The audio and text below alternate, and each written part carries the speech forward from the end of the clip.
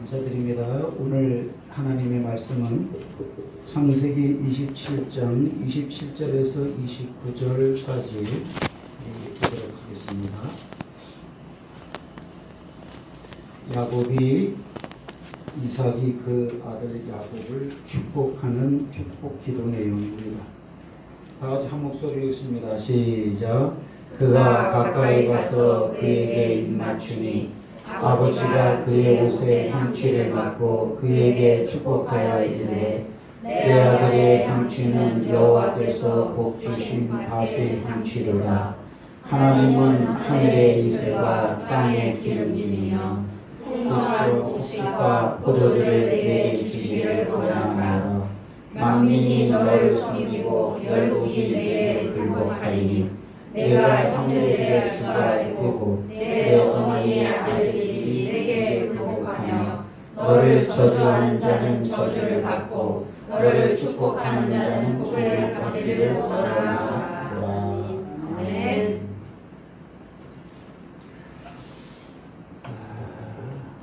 오늘 설교 내용은 축복의 말씀이 문자로 서로 피차의 은혜를 나누기를 원합니다. 오늘 아버지 이삭이 그의 아들 야곱에게 축복을 해주는데 우리가 아는 것처럼 양의 요리를 아버지가 먹고 축복을 하는 거죠. 그러니까 어떻게 표현하면 오늘 야곱이 이 복을 받는 것은 양 때문에 복을 받는 것이죠. 이렇게. 그래서 바로 그 야곱이 복을 받기 위해서 물론 어머니의 손으로 요리한 양이지만 그 양은 정말 어린 양 예수 그리스도를 모두 예표하고 있는 것을 우리가 알게 되어집니다. 그의 아버지가 그의 아들 이삭에게 축복하는 것은 바로 하나님께서 이삭을 통해서 야곱을 축복하는 것이다. 그러니까 이것은 복을 빌기는 그의 아버지가 복을 빌고 있지만 아버지께 즉 하나님께서 복을 베풀고 있는 것입니다.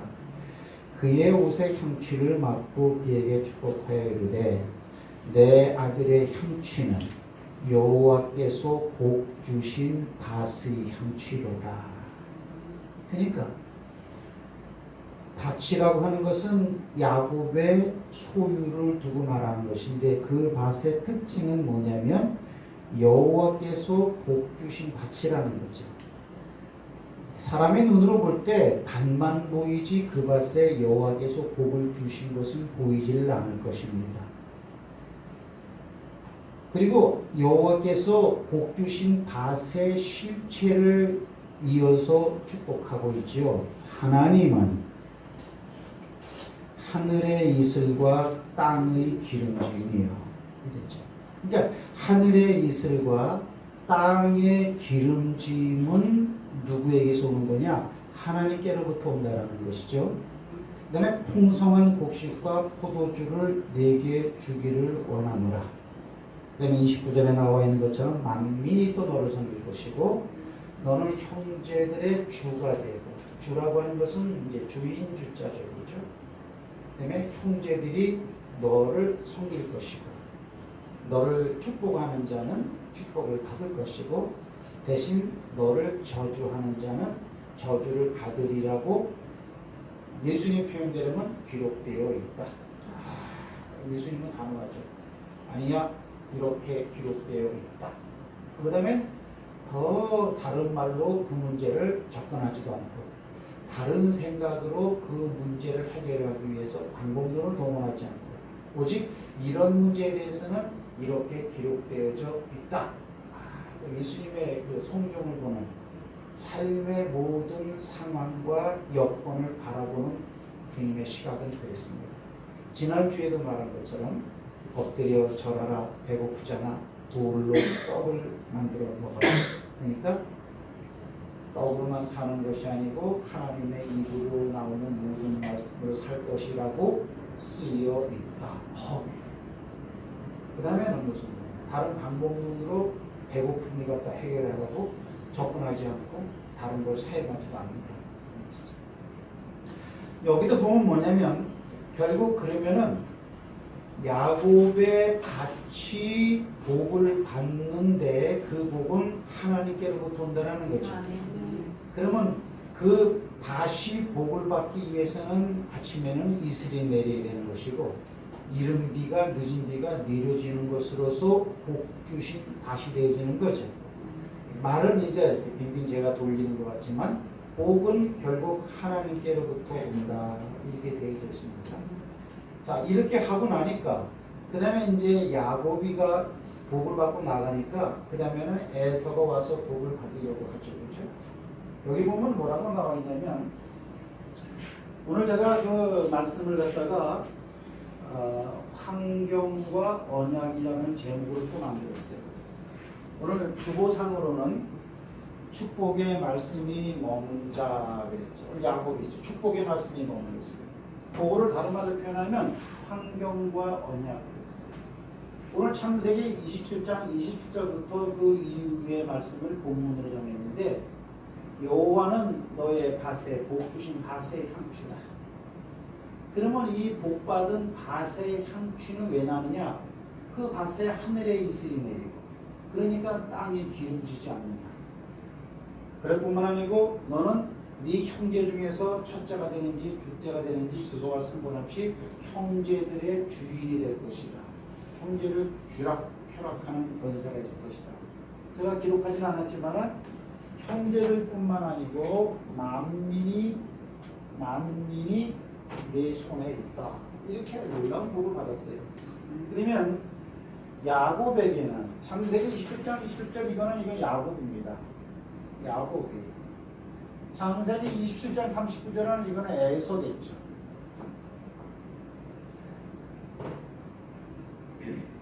그러면 야곱에게는 뭐가 머물러 있냐면 언약이 머물러 있는데 언약은 말씀인데 어떤 말씀이 머물러 있느냐? 이런 것이 머물러 있다라는 거죠.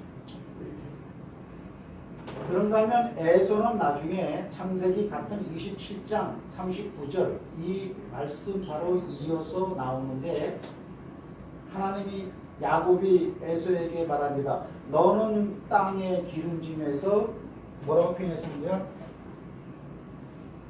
멀다. 하늘의 이슬에서도 멀다. 너는 칼을 믿고 생활을 하겠고 네 아우를 숨길 것이다. 이런 언약이 떨어진다는 얘기예요. 중요한 것은 뭐냐면 하나님의 말씀은 말씀한 대로 이루어집니다. 아멘. 말씀이 그래도 내가 그래도 내 노력으로 내가 이번에 무슨 뭐가 기회가 왔고 이번에 내가 뭐 일이 잘 됐고 소용없어요. 그 상황보다도 실제 자기의 본질로 만들어버리는 것은 말씀이 그 사람을 만들어버리지 자기가 말씀과 상관없이 노력한 것이 나를 절대 만들지 않습니다. 절대 만들지 않습니다. 그거는 하나님의 말씀을 역행하고 하나님의 말씀보다 내 행위가 더 앞서고 능력이 있다는 표현인데 절대 그렇지 않습니다. 그러면 야곱에게는 어떤 언약이 머물렀느냐? 이런 언약이 머물렀다라는 거죠. 에서에게는 어떤 언약이 머물렀느냐? 이런 것이 머물렀다라는 거예요. 그럼 우리가 에서 같은 경우를 보면은 에서야 너는 땅의 기름짐에서 멀리 떨어져 있을 것이고 하늘의 이슬로부터 너는 멀리 떨어져 있을 것이다. 그리고 너는 칼을 믿고 살 수밖에 없어요. 왜? 땅의 기름짐과 하늘의 이슬의 실체는 뭡니까? 하늘의 이슬과 땅의 기름짐은 누구를 의미한다 그랬죠? 이거는 하나님이야. 하나님. 누구냐? 이건 하나님이야. 그러면 땅의 기름짐과 하늘의 이슬에서 네가 멀다라는 것은 너는 하나님으로부터 멀다는 거예요. 그런데 환경은 어떠냐? 이 말을 받은 야곱은 이건 도망자야. 도망자. 이건 뭐 쩔쩔매고 도망가야 상황은. 그러면 이런 말씀을 언약으로 받았지만은 에서는 어떤 상황이냐? 가업을 물려받을 위치에 있어요. 가업을 물려받는.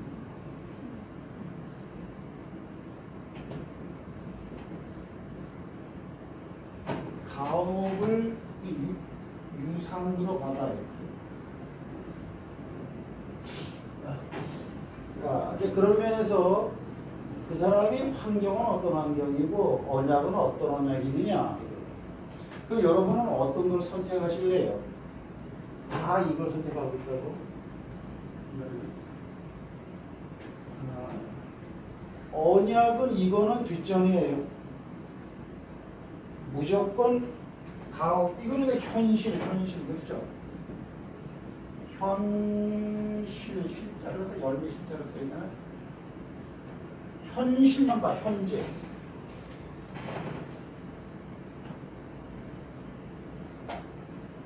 현실보다는 현재라는 말이 맞습니다. 현재가 중요할 뿐이에요. 그래서 내가 하나님의 말씀과 어긋나도 하나님의 말씀하고 좀 벗어나도 열심은 안 돼도 현실이 잘 되면 그것이 나를 성공하게 하는 요소로 보는 거예요. 이제 교회를 안 다니는 사람은 당연히 여기 살고요. 교회를 다니는 사람들도 그렇다. 자, 따라합시다. 환경과 언약. 환경과 언약. 저는 목사라서 그러는 게 아니고 제가 목사가 되기 이전에 총각 소리 집사로 있을 때도 말씀이 중요하다. 말씀. 저는 벌써 예전부터 보아왔어요. 번데기들하고 번데기. 번데기가 어떻게 생겼죠? 이렇게 그리자면은 이렇게 나무가 이렇게 있으면 실로 딱 걸려있어요. 남이 번데기예요. 믿는 사람과 안 믿는 사람은요. 안 믿는 사람이 아무리 잘 돼도 화려하고 멋있어 보여도요. 시간이 지고 나가면 그는 빠져나간 나비가 빠져나간 껍데기처럼 되거든요. 그거를 절대 잊어버려서는 안 돼요. 하나님을 믿는 백성들은 번데기 속에 있으니까 아무것도 안 보이고 하나님을 믿는 믿음이라는 것이 현실적으로 나한테 도움을 주지 못하는 그런 것 같아도 때가 되면 헐헐 날아가는 엄청난 화려함이 그에게 주어집니다. 저는 이런 걸 특히 어디서 많이 느끼냐면요. 아주 유명한 사람이 돈도 많고 가꾸인 그런 사람이 근데 하나님이 없어. 그리고 그 사람이 딱 죽었을 때 그런 사람이 죽으면 더 허무하게 보이죠. 꽤 많이 가지고 있던 사람이 죽으면 그때 나는 특히 더 느낍니다. 저거 나비, 번데기, 껍데기처럼 될 거예요. 그걸 느낍니다. 번데기, 껍데기 정도에서 끝나면 괜찮은데 그 이후부터는 더 처참한 상황으로 빠져버립니다. 우리가 아는 것처럼 사후 이후에는 불로 고문받는 곳으로 들어갑니다. 그래서 우리가 이거를 우리의 그 정체성과 우리 예수 믿는 사람들의 정체성이라는 것은 뭐냐면 예수를 믿는다라는 것은 뭐냐면 예수님 자신은 나는 말씀이다라고 했기 때문에 말씀을 믿는 거예요. 실상 예수는 안 보이잖아요. 말씀은 예수로 태초에 말씀이 육신대에 오신 분이 예수이기 때문에 오늘 예수님은 정확하게 우리의 양손에 채고 계셔요. 그래서 말씀이 믿어지는 거예요. 예수는 믿는데 말씀이 안 믿어지고 말씀을 모르면 예수를 모르는 거예요. 그만큼. 그 말씀을 멀리하면 그만큼 예수를 멀리하는 거예요. 그렇게 쓰여져 있어요. 그래서 이 말씀 공부라는 것은 아주 굉장히 중요한 것이죠. 그러면 에서는 지금 사람이 볼 때는 굉장히 좋은 삶이에요. 풍요로워요.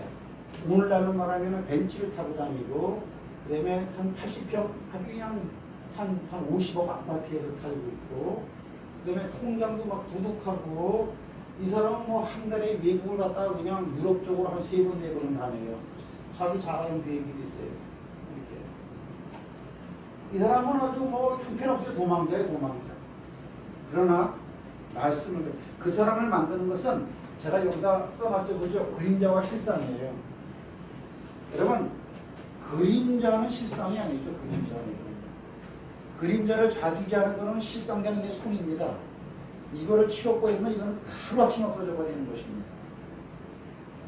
그림자는 실상을 바꾸기 전에는 그림자는 안 바뀝니다.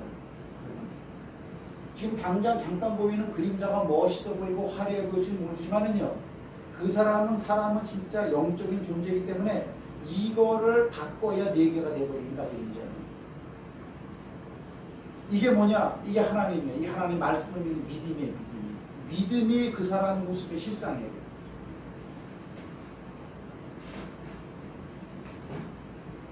교회를 다니면서도 얼마든지 안 좋은 모습이 현실일 수가 있습니다.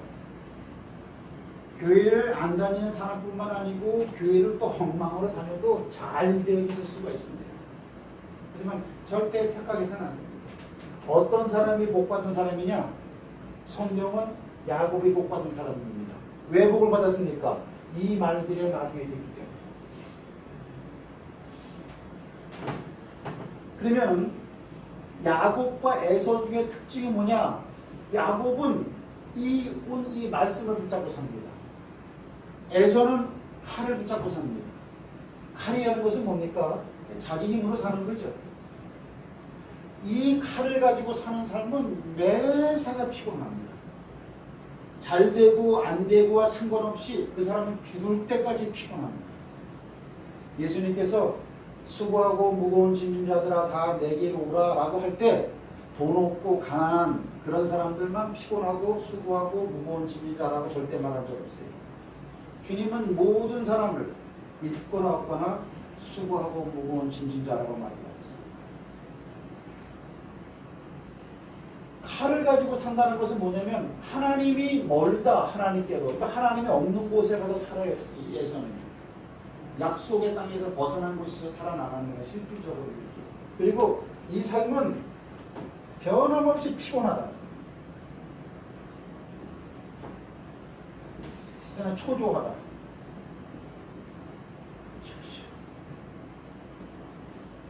이 문제는 칼로는 해결이 안 됩니다. 절대. 우리 그 어릴 때 보면은 야 하루 세 끼 하얀 밥 쌀밥을 먹는 사람들은 참 행복하겠다 그랬어요. 우리 어릴 때는. 대부분이 다 그랬잖아요. 60년대 그때는. 그냥 막 학교에 가서 도시락을 열었을 때 쉰 쌀밥을 사오는 애들이 있으면은 그 쌀밥 한번 퍼먹어보고 싶었다. 왜냐면 강원도 같은 경우에는 감자 많이 넣고 거기다 뭐 조 넣고 뭐 콩, 뭐 옥수수도 넣고 막 그렇기 때문에 보리밥도 많이 먹고 이렇게 없으니까 너나 나나 다 없을 때. 그러니까 그때는 하루 세 끼 하얀 밥을 먹으면은 참 행복하겠다, 더 바랄 게 없겠다 그런 생각을 하는 거죠. 근데 그렇지가 않아요. 그 문제가 해결이 되고요. 절대 그렇지 않아요. 특별히 이 에서가 사는 그런 지역은 우리가 아는 것처럼 미디안 지역, 광야 지역이기 때문에 거기는 계속 전쟁터예요. 힘 대 힘이 충돌하는 그런 지역이에요. 그러니까 한 가지 문제를, 한 가지 사건, 한 가지 전쟁을 해결해도요 끊임없이 전쟁이 나와요. 그래서 일생 동안 수고하고 무거운 짐을 질 수밖에 없어요. 그러면 이 야곱과 에서는 상황은 이런 상황이고 안 보이는 그의 배후에 따라다니는 말씀은 이런 말씀을 따라가요. 그러면 그 사람을 뭐가 만드느냐? 환경이 만들지 않습니다.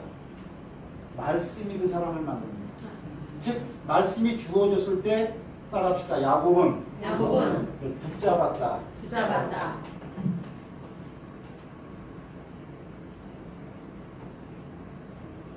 손 들이면 잡는 거야. 손 붙잡는 거야. 구슬이 서말이라도 꿰지 않으면 소용이 없는 거죠. 밭에 보화가 있는 것을 아는 사람만 투자합니다. 신앙생활을 투자하고 물질을 투자하고 시간을 투자하고 밭을 사는데 투자합니다. 하지만 그냥 평범한 밭으로만 보이고 밭 아래에 보화가 있는 것을 모르는 사람은요 절대 거기에 투자하지 않습니다. 신앙생활도 똑같습니다. 그러니까 벌써 물질이 있는 곳에 네 마음이 있다고 예수님 말한 건 맞는 말이에요. 그래서 신앙생활도 투자하는 것입니다. 맞죠? 맞아요. 그렇게 하라고요. 마음을 다하고 목숨을 다하고 뜻을 다하라니까 그것만큼 많이 귀한 것을 투자하는 데가 어디 있습니까, 세상에. 야곱은 이거를 붙잡고 가기 때문에 그가 어디로 도망가도 이 말이 그를 붙잡습니다. 에서의 집에, 라반의 집에 가서 20년을 있다고 오지만요, 절대 그는 종으로서 살다가, 들로스, 종으로 살다가 인생 끝나지 않습니다. 보십시오. 시간이 좀 필요합니다. 에서는 나중에는요, 성경에서 아예 언약 약속이 빠져버립니다. 하나님이 취급을 안 해버립니다. 내 마음의 가치관이 지금 여러분의 주변의 환경이 어떤 모습으로 되어져 있든지 간에 저는 이 말씀을 붙잡기를 원하는 거예요. 그래서 우리가 로마서 10장 8절부터 보면 뭐예요? 그런즉 내가 무엇을 말하느냐?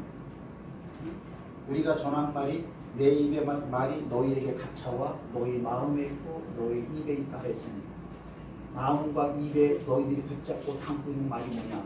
우리가 말한 설교의 말이 이렇게 말하죠. 갇혀와야 돼, 갇혀와야 돼. 야곱은 이런 사람이에요. 왜? 도망자로 수없이 20년이라는 도망 생활을 했지만은 순간순간에서 그는 항상 신앙의 언어 표현을 하고 있어요. 이 말을 잊어버리지 않아요. 그래서 야곱과 에서와의 공통점은 뭐냐면요, 믿음이 있든 적든지 전부 다 표현이 되게 돼요. 사람은 표현하고 살잖아요.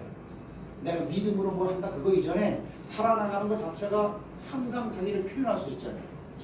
근데 이 믿음의 표현은 뭘로 되냐면요, 따라합시다. 말, 보는 것, 생각, 행동, 이걸로 다 표현돼요. 여러분들 이 예언을 어렵게 생각하면 안 돼요.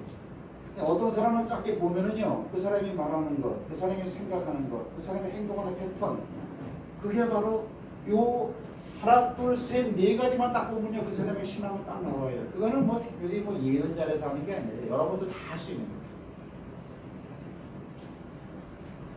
믿음이 없는데 주여 내가 목함을 걸어가겠습니다 이러면 못하는 거예요.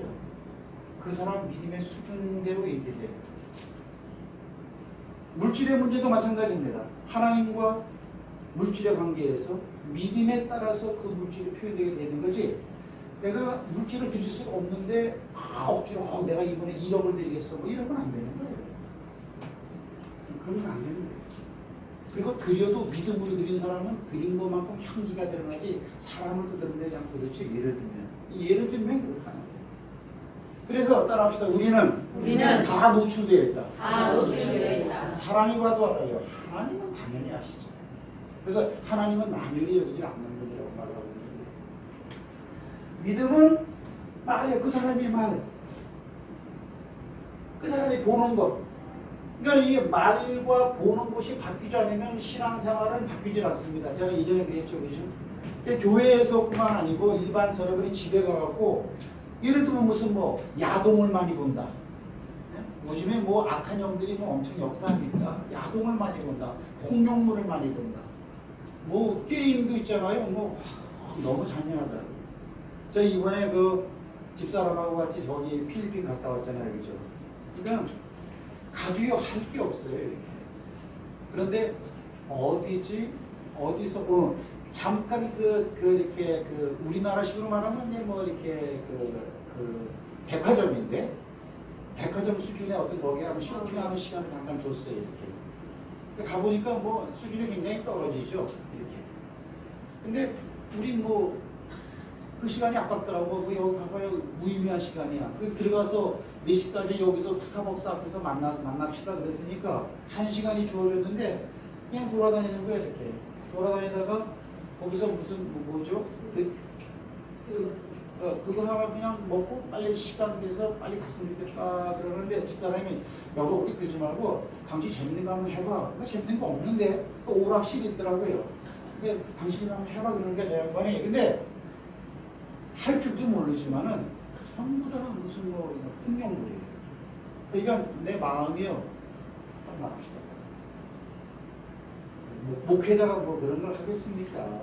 근데 뭐 좀 더 폭력물이고 뭐 치고 쏘고 막 그러는 게 다예요. 또 뭐 자동차 막 달리는 거 뭐 이러는데 그런 거 좋아하십니까? 그런 거 많이 봅니까? 여러분 잘 안 배웁니다. 보는 것이 저는 여러분이 그 성경이었습니다. 성경 거룩할 성자에다가 경서경자 아이 성경을 많이 봤으면 좋겠어요. 생각 이런 거 다 믿음이 표현돼요. 이렇게. 그래서 믿음의 수준에 따라서 보는 대상이 다 틀립니다. 바뀌어집니다. 그 다음에 그 사람이 행동하는 거 당연하죠. 그러면 이런 면에서 볼 때 야곱은 어떤 표현이 되느냐, 우리가 아는 것처럼 창세기 28장 18절에 보면은 베델에서 뭐예요? 여기는 하늘의 문이다 이렇게 말하죠. 여기는 하나님의 성전이다. 그리고 소원을 하죠. 그죠? 거기서 왜 그 돌베개를 베다가 하나님을 만났잖아요. 그래서 하나님께서 내가 가는 길에 나와 함께하겠다. 돌아오고 네가 머리 대고 자는 이곳을 너한테 네 자손에게 주겠다. 이렇게 말을 하니까 뭐라 그래요? 여기가 하늘의 문이요. 하나님의 말이 이렇게 나오는 거예요. 야곱은 말이 그리고 소원해요. 하나님이 나를 안전하게 지켜주신 분이요. 돌아오게 해주신 분이요. 첫째, 두 번째는 뭐예요? 나의 하나님이 될 것입니다. 이렇게. 그리고 또 세 번째는 좀 뭐라고 하랍니까? 세 번째는 이곳이 바로 하늘의 문이 될 것이고 여기에 하나님의 전을 세우겠습니다. 그 다음에 내가 돌아오는 길에 하나님 허락한 것을 10의 1을 아버지께 드리겠습니다. 이게 언어가 이런 식으로 나와요. 그것뿐만 아니고 야곱 집에 가서도요. 야곱이 10년 동안 10번이나 막 그냥 그 노임을 속이고 사기를 칠 때요. 당신의 아버지는 나를 10번이나 속였습니다. 그러나 나의 하나님께서 지키셨습니다. 어젯밤에 하나님이 나한테 이렇게 말씀하셨습니다. 항상 하나님을 잃어버리지 않고 어떤 상황, 어떤 여건, 어떤 터닝 포인트에서 항상 하나님을 생각해요. 지금 뭐냐? 믿음이 그런 식으로 표현되고 있다는 거예요. 야곱. 근데 에서는 어떻게 표현되느냐? 미워해요. 아버지가 에서를 자기보다 사랑하는 걸 보자 내가 오늘 에서를 죽이리라. 생각이 그래요. 그리고 미워해요. 그리고 하나님께서 가나안의 딸 가운데서 아내를 택하지 말라. 그러니까는 어떻게 해요? 가나안의 아내를 택하지 말라고 말했다. 에이, 그래도 나는 이스마엘의 족속에 가서 이스마엘 처녀를 내 아내로 삼을 거야. 그래서 후초를 먹었습니다. 이스마엘 하면은 여러분 아브라함이 어때요? 이삭과 그죠? 이스마엘과 이삭을 낳지 않았어요. 약속의 자녀가 이삭이고 이스마엘은 약속의 자녀가 아니죠. 약속에 머물지 않은 그런 족속과 갖고 자기 마음대로 막 행동을 하고 말을 하고 생각을 하고 이 차이가 굉장히 많이 나는 거예요. 시간이 많으니까 내가 이제 길게 제가 설교는 드릴 수가 없는데 그러면 이렇게 말을 하고 우리가 봐오고 생각하고 행동하는 거를 주님도 보고 계실까요? 안 보고 계실까요? 주님도 보고 있다는 얘기예요. 특별히 우리가 하는 말에 대해서 하나님은 어떻게 합니까? 하나님은 분명히 들으십니다. 이렇게 되는 거죠. 민수기 14장 24절 저거 아니야? 너희 말이 내 귀에 들리는 대로 내가 행하리. 그러면 민수기 14장 24절에서 너희 말이 내 귀에 들리는 대로 행하리라 저것만 우리가 외우고 있는데 주님이 도대체 무슨 이야기를 들었길래 저렇게 말씀하시느냐? 민수기 14장은 우리가 아는 것처럼 가데스 바네아에서 정탐꾼을 보내고 12 정탐꾼이 돌아와서 정탐 보고를 하고 난 그 이야기를 하나님이 들으심을 하는 일이다. 그럼 정탐꾼이 와서 보고를 할 때 백성들이 보고한 말이 있고 여호수아와 갈렙이 보고한 말이 있어. 그러면 이 백성들은 뭐냐? 우리는 그 땅에 들어가지 못한다. 우리는 그들이 볼 때 우리를 메뚜기처럼 여길 거야. 그 당 사람들은 강군하다. 하나님이 우리를 죽이시려고 도대체 거인들 앞에 우리를 갖다가 보냈느냐? 하나님 뭐 하는 양반이야? 이거 살리려는 양반이냐? 죽이려는 양반이냐? 못 들어가! 애국으로 돌아가자! 이런 말을 했어요. 하지만 여호와서 갈렙은 뭐냐? 들어가자. 비록 그 땅이 그러하다 치더라도 거기는 하나님이 적과 흐르는 땅이라고 말한 땅이요. 우리에게 주신 땅이니까 그들은 우리의 밥이 된다. 하나님의 말씀대로 주시니까 들어가자. 이렇게 말이 나오는 거예요. 이렇게. 그러자 하나님 더 말한다. 너희가 한 말대로 내가 행하겠다. 그러니까 백성들이 그때 1세대 백성들이 광야에서 40년 동안 다 죽었는데 왜 죽었느냐? 지들이 한 말 때문에 죽은 거예요. 그러면 여호수아 갈렙은 우리가 아는 것처럼 들어갔잖아요. 왜 들어갔느냐? 말 때문에 들어간 거예요. 그래서 무슨 말 하느냐? 여러분이 한 말은 여러분에게 그냥 옵니다. 그러니까 하나님은 우리가 신경을 쓰셔야 돼요. 하나님은. 그러니 이게 소름 끼치는 일이 되거든요. 어떻게 사 죽이실까? 너희 말이 내게 들린대. 죽는다 그러니까 그들은 죽는 것이고 들어갈 수 있다 그러니까 들어가는 것이죠. 민수기 14장 24절 말씀은 이런 배경에서 그렇게 나온 걸 기억하시고 여러분들은 항상 소수에 머물기를 바랍니다. 아멘. 이스라엘 백성 300만 명이 못 들어간다고 했을 때 단 두 사람이 아니야 들어갈 수 있다 이렇게 말하기는 힘들어요. 다수결로 전체의 분위기가 한쪽 확 쏠리는 게 아니야 이렇게 말할 수 있는 용기가 여러분들 쉽지 않은 용기입니다. 그러나 우리는 그 위치에 서야 됩니다. 무슨 말이냐? 여호수아 갈렙은 어떤 사람이냐? 말씀 붙잡고 있는 사람이에요. 가니까 뭐 여호수아 갈렙의 눈에는 뭐 장대한 아말렉 족속이 안 보이고요. 뭐 그 땅 민족들 바라보니까 이거 우리가 한 번 하면 되겠네 이런 생각이 들어서 이렇게 말하는 건 아니잖아요. 현실은 환경은 그러다 치더라도 언약 붙잡겠다. 뭐냐? 적박 뿌리는 땅을 주겠다. 벌써 여러분들 손대인 아브라함 때 그 땅을 주겠다고 말을 했고 그의 아들 이삭에게도 그 땅을 주겠다고 말을 했겠고 야곱에게도 그 땅을 준다고 말을 했겠고 이 백성들 당대인 모세에게도 그 땅을 주겠다고 이미 1대, 2대, 3대, 4대에 걸쳐서 하나님이 하신 언약의 말씀이야. 대를 거쳐서 하신 말씀이 아니고 한 세대에 한 번만 말이라도 그 말은 그대로 이루어지는 말인데 그 말을 붙잡는 거냐? 말씀 못 붙잡으면 안 되는 거예요. 말씀이 내 안에서 꽉 살아서 나를 주관하지 않으면요 우리는 환경 따라갈 수밖에 없어요. 이건 없고 그 얘기를 하는 게 아니에요. 사람은 그런 존재예요. 사람은요 목마르면 빨리 막 물을 찾게 돼 있고요. 이렇게요. 당장 돈을 써야 되는 거 돈이 없으면 돈 아무것도 안 보이게 돼 있고요. 저나 여러분이나 그래요. 원래 그래요. 하지만 그럼에도 불구하고 그것보다 더 소중한 하나님의 말씀과 언약을 붙잡아라. 그리고 여호수아 갈렙의 특징은 뭐냐? 이 사람들은 언약 붙잡고 있어. 언약.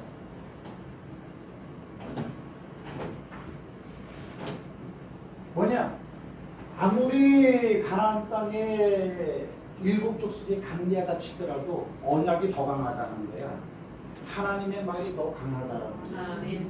그러니까 이 이야기나 오늘 야곱과 에서 이야기나 똑같다라는 그런 사실이죠. 언약이냐 환경이냐라는 거예요. 그러면 같은 내용이 말라기서 3장 13절에도 나오거든요. 말라기서는 구약의 마지막 말씀인데 말라기서가 뭐라고 말을 하시는지 아십니까? 여기 보면요. 다 같이 한번 있습니다. 다 같이 씁니다. 시작. 여호와의 일어나 너희가 워낙 강말로 나를 대적하고 이르기를 우리가 무슨 말로 주를 대적하였나이까 하는도다.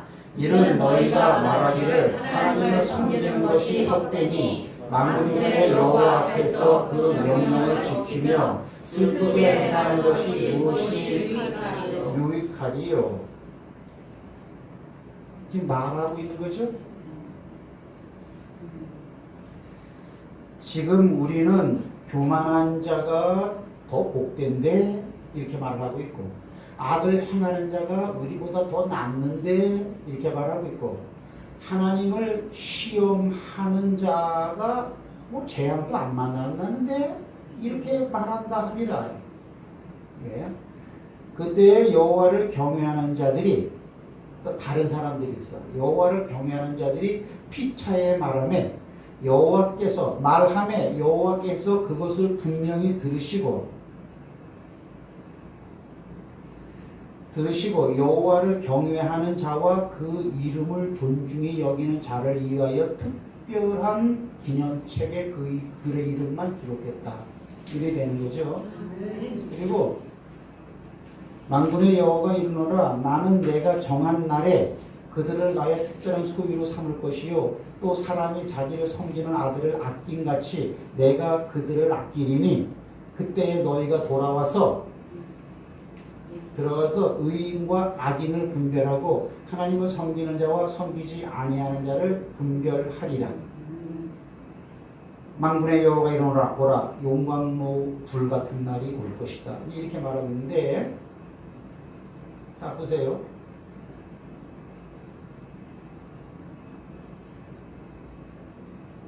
보세요. 요거를 내가 그대로 표현했어요. 여기 보면은 그때에 너희는 내게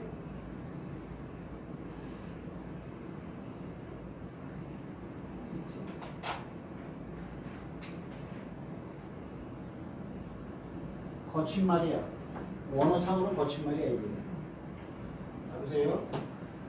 그때에 너희는 내게 거친 말을 하고도 우리가 도대체 무슨 말을 했습니까? 우리가 도대체 하나님께 무슨 말을 했다고 도대체 우리 보고 이러십니까? 이렇게 한다는 거예요. 그러면 그들이 한 거친 말이 이게 뭐예요? 아니 말인데 하나님께 거친 말을 한 내용이 뭡니까? 이거죠, 그렇죠? 여기 있잖아. 15절 이게 거친 말이라는 거죠. 지금 우리는 교만한 자가 더 복되게 살고 있네. 하나님을 거칠게 말하는 게 아니야. 또 악을 행하는 자가 번성하네. 하나님을 시험하는 자가 화를 면하고 있네. 또 뭐야? 하나님을 섬기는 것이 헛된 거야. 만군의 여호와 앞에서 그 명령을 지키며 슬프게 행하는 것이 뭐가 유익하냐? 이건 그냥 우리 신앙생활이지 내 생활에 도움은 안 돼. 이런 말들을 하나님이 들으셨죠? 그리고 하는 말이 그렇게 같은 거친 말을 하는. 그러면 오늘 거친 말을 하는 이 사람들은 신앙인이에요, 불신자예요? 너희들이라고 했으니까 말라기서는 이스라엘 백성들을 두고 하는 얘기예요. 특별히 제사장들에게 두고 하는 얘기라고요. 그러면 이 사람들은 거친 말 하는 사람은 누구냐면 이 사람들은 이스라엘 백성이죠. 이스라엘 백성들이야. 안 믿는 사람들이 아니란 말이에요. 이렇게. 그러면 이스라엘 백성들 가운데서도 어떤 백성이에요? 하나님의 말씀대로 살아봤던 사람이에요? 하나님의 말씀대로 안 살아봤던 사람이에요? 하나님의 말씀대로 살아봤던 사람이에요. 그러니까 이런 말을 하죠. 그렇죠? 하나님을 섬기는 것이 헛되더라고. 그건 뭐예요? 선교 보고 난 다음에 그들이 느낀 말을 얘기하고 있는 거예요. 그 여호와 앞에서 그 명령을 지키며 또 슬프게 행하는 것이 무엇이 유익하냐? 그것은 뭐냐면 자기들이 이렇게 해본 거예요. 이렇게 해보니까 이거 하나만 아닌 것 같은 거예요. 그러니까 이 사람들은 뭐냐면 말씀 붙잡고 하나님의 말씀대로 행한 자들이에요. 근데 이 별거라는 거예요. 여러분 하나님 하시면 다 됩니다. 아멘. 근데 뭐 기도해봐도 별게 없더라고. 이 사람들은 누구 하는 얘기? 전도해봐야 그거 무슨 안 되더라고. 그러니까 전도를 하고 난 다음에 얘기하는 거야. 그거를 하나님은 이걸 거친 말로 표현하고 있어요. 이거는 아주 정확하게 원어적인 표현이야.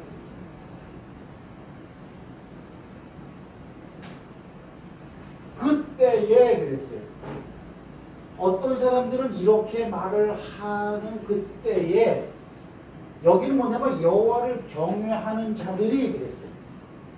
그리고 오늘 여러분 성경에는 피차에 서로 말하는데 피차에 말하는 게 아니고 원문적으로는 서로야 서로. 영어로는 each오다. 서로 말하는 거예요.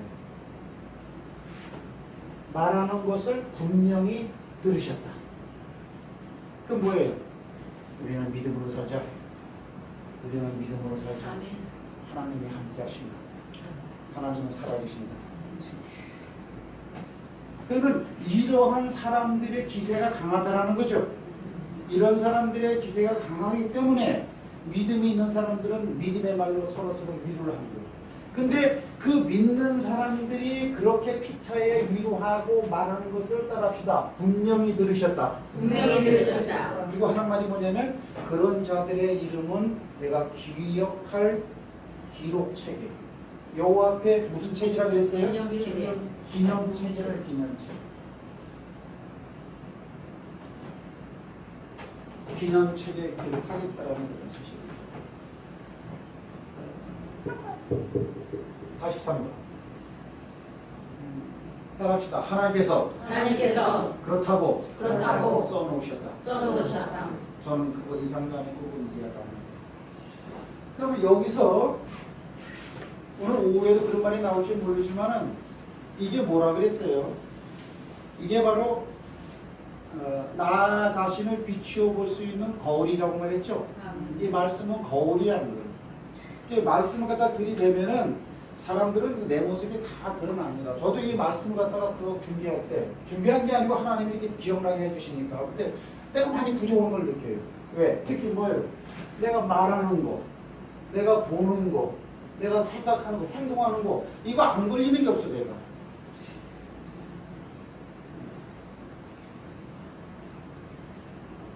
아 그렇군요.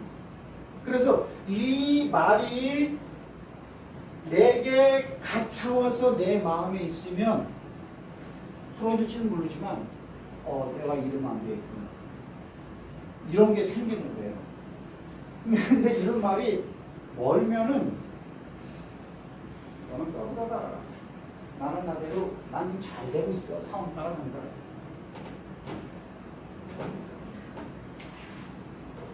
제가 바라볼 때는 이 하나님의 말씀에 시간이 가면 갈수록 자꾸 이렇게 성도들의 마음에 자꾸 빼앗기는 것을 우리가 이렇게 작아지고 있고 그죠?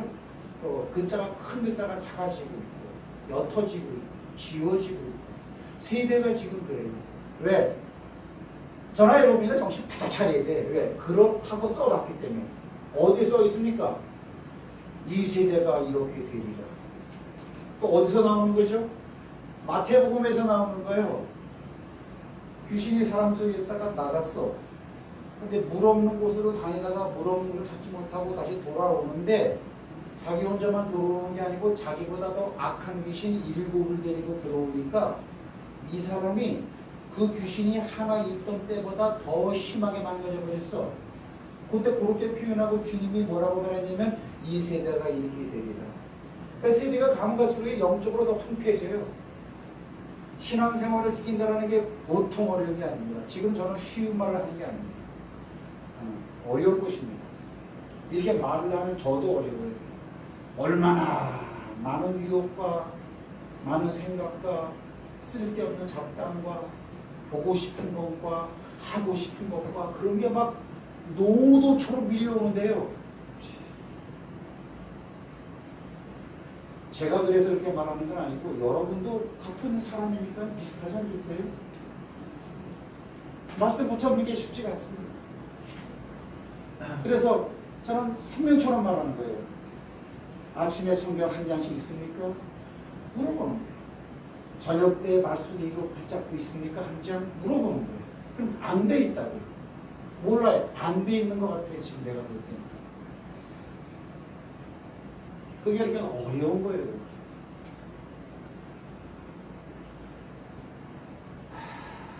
뭐 하나 빠졌나요? 내용 가운데. 이 한 사람만 빠지면 모세.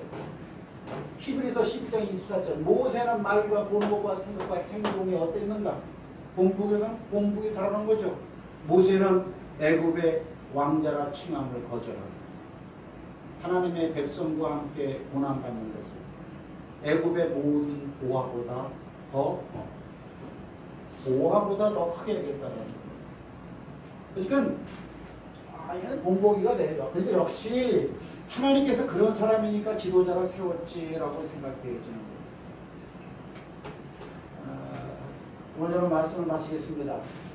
환경과 언약. 여러분이 잘 되어주고 있는 환경이 하나님의 붙잡고 있는 말씀과 상반된 번성인가? 그 질문을 한번 이제 하는 거예요. 퀴션. 다시요. 여러분이 이제 환경이 잘 되어져 있고 못 되어져 있고와 상관없이 그 환경이 지금 하나님의 언약과 서로 연결되어 있는 환경입니다. 아니면 언약과 상관없이 칼로도 얼마든지 할 수가 있어요. 칼로도. 그겁니다. 이걸 우리가 이렇게 혼동하면 안 되겠다는 거죠. 하지만 결국은 어때요? 환경보다는 언약이 그 사람을 만들어갑니다. 그래서 이게 말씀의 말씀. 말씀이 이러면요, 내 모습이 이렇게 되는 것이고요. 말씀이 이렇게 되면 이렇게 되는 것이고요. 이렇게 되면 개처럼 되는 거예요. 말씀이 이렇게. 그래서 레마의 말로 많은 말은 아니라도 살아서 내가 일평생 동안 영적으로나 육적으로나 먹고 살 수 있는 말씀 한마디를 붙잡아요. 그 말씀이 있느냐 이렇게 말을 하는 거예요. 그리고 그러면 한마디만 붙잡으면 됩니까? 아니에요. 한마디 말을 붙잡아갖고 그 말대로 사실대로 이루어지면요 다른 말을 또 붙잡게 돼 있어요. 말씀을 다 붙잡으면 좋지만 그게 잘 안 되잖아. 그러니까 한마디만 붙잡으라는 거예요. 그래서 그 말대로 되어졌는가를 경험을 하라는 거예요. 그게 경험이 되어지면요 말씀이 진짜네. 그때는 또 다른 말을 다 찾게 돼 있어요. 한마디가 중요하다는 거예요. 그래서 제가 오늘 제목을 갖다가 축복의 말씀이 머물자 이렇게 되어 있지만 이거보다는 이게 더 이렇게 와닿는 것 같더라고. 그래서 아침에 책 봤을 때 제목을 바꾼 거예요. 내가. 환경.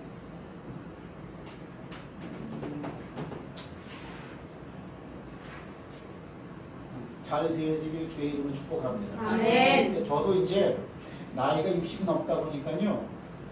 이거 믿음이라는 게 아주 소중하다는 걸 아주 굉장히 소중하다는 걸 느끼게 됐습니다.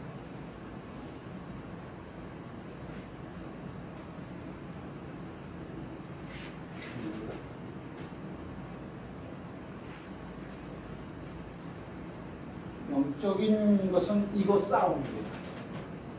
악한 것은 이걸 붙잡고 끌고 나가고 여러분. 성령님도 이거를 사용하시더라고요. 맞죠? 성경이 그렇게 말하고 있어요. 그래가지고 내 말과 보는 것, 생각하는 것, 행동하는 것이 60%가 하나님의 말씀을 따라간다. 그럼 악한 영은 40%예요. 그렇게 하시면 돼요. 이렇게. 내가 이 말과 보는 것, 생각하는 것, 행동하는 것의 거의 90% 정도는 말씀 따라가는 거다. 그러면 악한 세력은 10%밖에 활동을 못합니다. 그러니까 갈라디아서 말하는 것은 이렇게.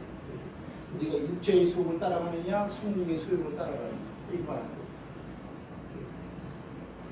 그래서 하여튼 육체의 소욕을 따라가는 사람은 그래서 성경은 아예 죽이라고 말을 하고 있는 거죠.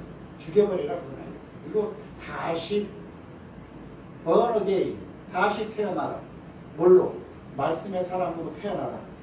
그래서 베드로전서 1장 23절에 우리가 번하기 다시 태어나는 것은 항상 있고 살아있는 말씀으로 태어났다 이렇게 말합니다. 말씀대로 사는 사람은 다 하는 거예요. 그렇게 살아나가는. 그래서 아하 이러니까 하나님을 경험하게 되네. 아 그렇네.